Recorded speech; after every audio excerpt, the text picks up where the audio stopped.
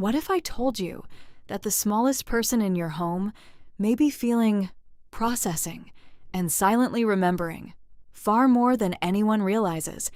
Not your husband, not your wife, not your parents, not your older children, your baby, the one who cannot speak, the one who cannot explain, the one who cannot ask questions, the one who cannot say, "Mom, why are you angry?"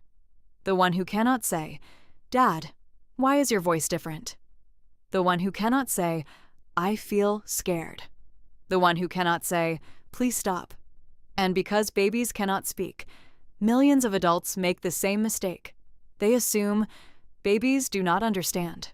They assume babies are too young, too small, too innocent, too unaware, too immature, too early in development. And maybe that is one of the biggest misunderstandings in parenting.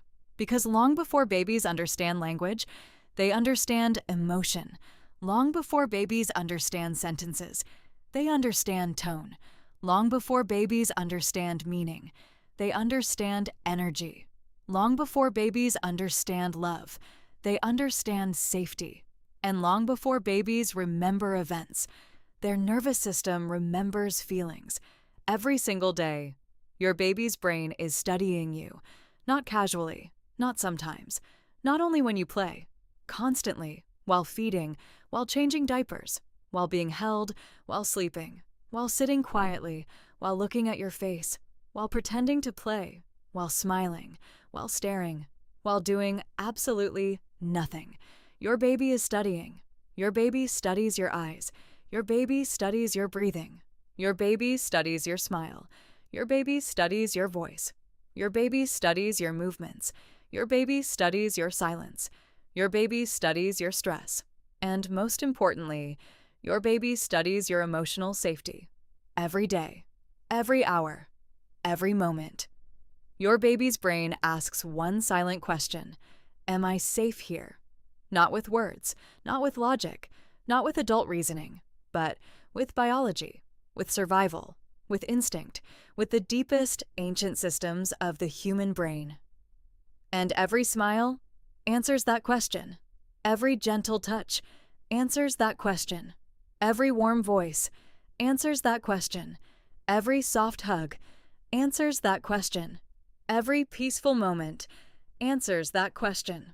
But so does tension, so does stress, so does emotional distance, so does frustration, so does silence, so does a slammed door, so does a sharp voice, so does an angry face, so does cold energy. And when parents fight, even if the baby keeps playing, even if the baby keeps smiling, even if the baby keeps looking around, even if the baby says nothing, something powerful may already be happening.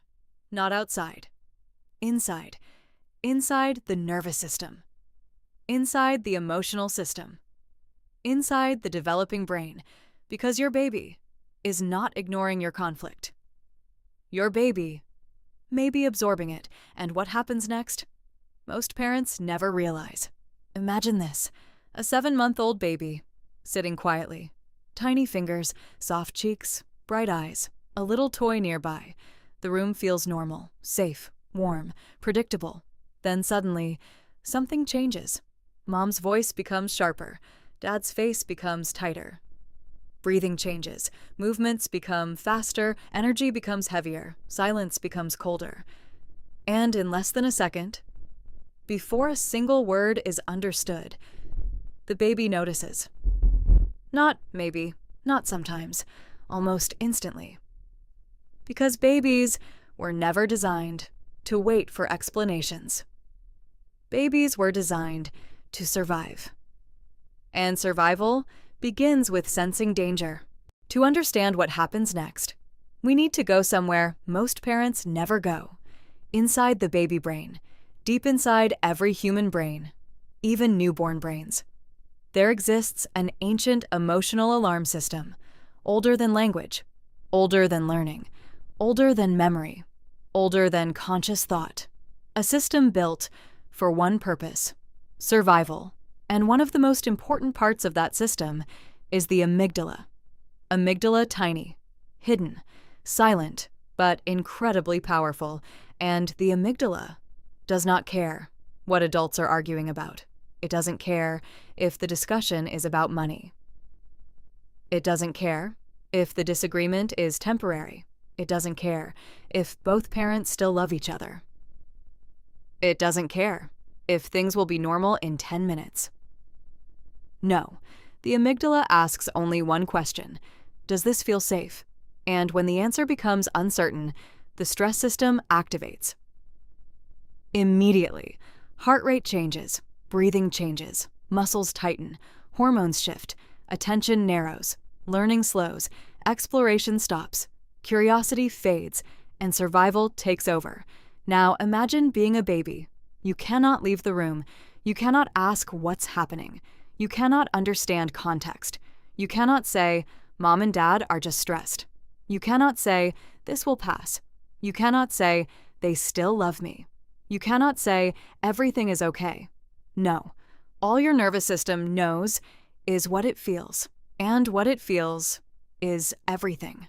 The loud voice, the sharp movement, the frustrated face, the cold silence, the emotional distance, the tension in breathing, the heaviness in energy, the unpredictability, and the baby brain records all of it, not as language, not as conscious memory, but as biology, as body memory, as nervous system memory, as emotional programming.